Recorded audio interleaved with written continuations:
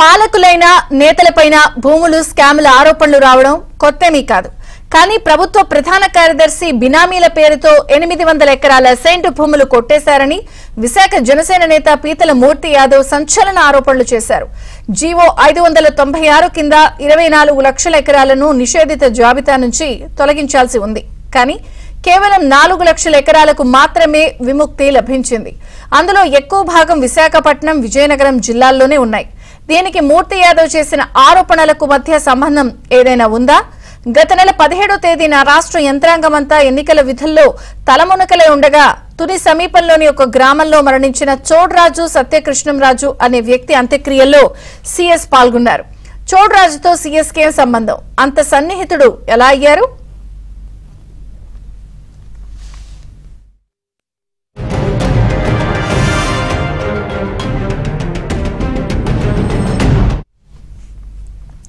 KS Jawahar Reddy రాష్ట్ర ప్రభుత్వ ప్రధాన కార్యదర్శి, పరిపాలనా యంత్రాంగం మొత్తానికి బాస్. కానీ ఉమ్మడి రాష్ట్రం నుంచి నేటిదాకా ఇంత వివాదాస్పదమైన సీఎస్ ఇంకెవ్వరూ లేరని చెప్పొచ్చు. కొందరు అధికారులు సర్వీసులు చేరగానే అవినీతి మరకంటించుకుంటారు. కానీ జవహర్ రెడ్డి అలా కాదు. చీఫ్ సెక్రటరీ అవడానికి ముందు వరకు ఆయనపై పెద్దగా ఆరోపణలేమీ లేవు, ఎలాంటి వివాదాలు లేవు. జగన్ శిబిరంలో చేరిన తర్వాతే ఆయన భ్రష్టు పట్టారు.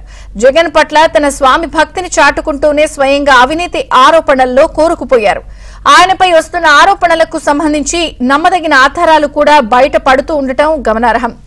జవహర్ రెడ్డి పశు వైద్య శాస్త్రం చదివారు, సివిల్స్ సాధించి ఐఏఎస్ అయ్యారు. కడప జిల్లాకు చెందిన ఈయన సహజంగానే జగన్ కుటుంబానికి సన్నిహితంగా ఉంటారు.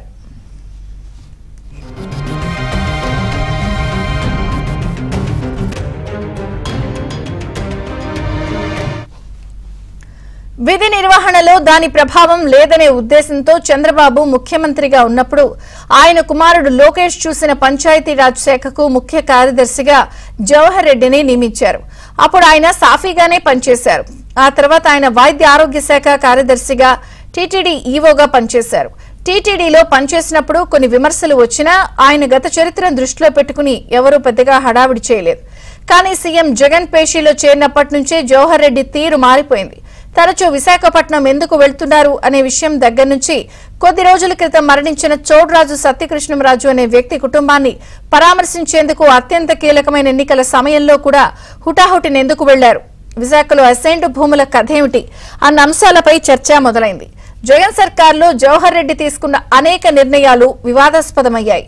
కరోనా కాలంలో అత్యవసర మందులు, కిట్ల కొనుగోలు, మెడిటెక్ జోన్ అంశాల్లో అక్రమాలు జరిగాయని ఆరోపణలొచ్చాయి.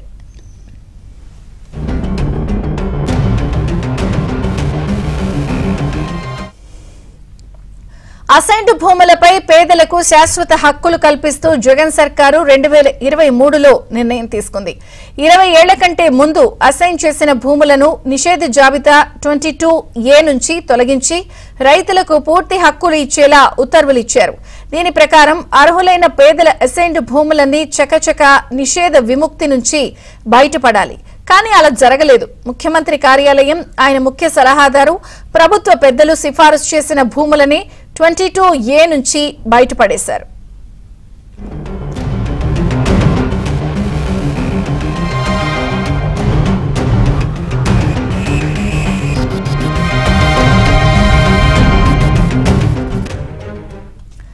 జీవో 596 కింద అర్హత ఉన్న భూముల్లో 22A నుంచి బయటపడాల్సినవి 24 లక్షల ఎకరాలు. ఇందులో ఇప్పటిదాకా నిషేధ విముక్తి పొందినవి కేవలం 4 లక్షల ఎకరాలే. విశాఖలో అసైన్డ్ భూముల ప్రీ హోల్డ్ ప్రక్రియలో సీఎస్ కుమారుడు, ఆయన మనుషుల పాత్రపై ఆరోపణలు వస్తున్నాయి. దీనికి సంబంధించి జనసేన నేత మూర్తి యాదవ్ సీఎస్ టార్గెట్ గానే తీవ్ర ఆరోపణలు చేస్తున్నారు.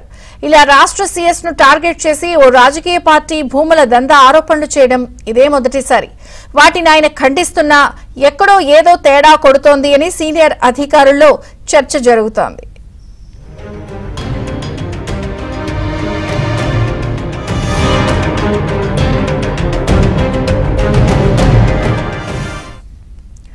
జవహర్ రెడ్డి సీఎస్ కాకమునిపై విశాఖ మన్యంలో ఆయన కుమారుడి మైనింగ్ దందా మొదలైంది.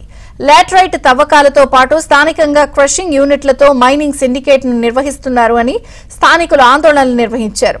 వైసీపీ ఎంపీ ముఖ్యనేత దగ్గరి బంధువు కుమారుడితో కలిసి మన్యంలో మైనింగ్ దందా నడిపించారని అప్పట్లో ప్రభుత్వానికి ఎన్జీటీకి ఫిర్యాదులు వెల్లువెత్తాయి. అప్పటికింకా జవహర్ సీఎస్ కాలేదు, సీఎం పేషీలోనూ లేరు. ఆయన 2022 ఫిబ్రవరిలో సీఎం పేషీలోకి వచ్చారు. ఆ తర్వాత మన్యంలో అలజడి మరింత పెరిగిపోయింది.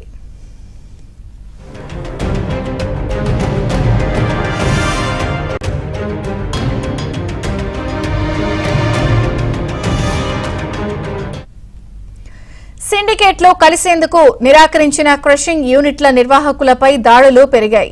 ఈ పరిణామాల వెనుక జవహర్ రెడ్డి కుమారుడి హస్తం ఉంది అన్న ఆరోపణలొచ్చాయి. ఆశ్రిత పక్షపాతాన్ని బహిరంగంగానే ప్రదర్శించడం జవహర్ రెడ్డి ప్రత్యేకత. కన్ఫరెడ్ ఐఏఎస్ల విషయంలో ఆయన వ్యవహార శైలి మొత్తం అధికార వర్గాలనే విస్మయపరిచింది. సీఎం కార్యాలయంలోని అధికారుల పేషీల్లో పనిచేసిన వారికి కూడా ఐఏఎస్ హోదా ఇప్పించుకున్నారు. ఎన్నికల కోడ్ అమల్లో ఉన్నప్పటికీ ఇంటర్వ్యూల తేదీ ముందు జరిపిన మరి అస్మదీయులకు కన్ఫర్డ్ ఐఏఎస్లు ఇప్పించేందుకు తెగ ఆరాటపడుతున్నారు.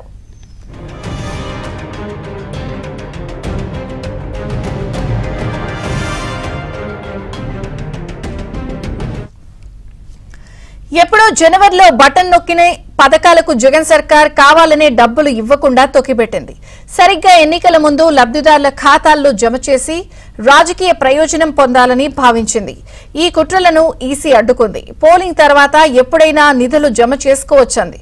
కానీ పోలింగ్ ముందు నిధులు ఇచ్చేందుకు సీఎస్ జవహర్ రెడ్డి తెగ తాపత్రయపడ్డారు. దీనిపై హైకోర్టును ఆశ్రయించారు. రాత్రికి రాత్రి డబ్బులు జమ చేసేందుకు ఆరాటపడ్డారు. జగన్ కు మేలు చేసేందుకు సీఎస్ పడిన తాపత్రయం చూసి అధికార యంత్రాంగం ముక్కును వేలేసుకుంది.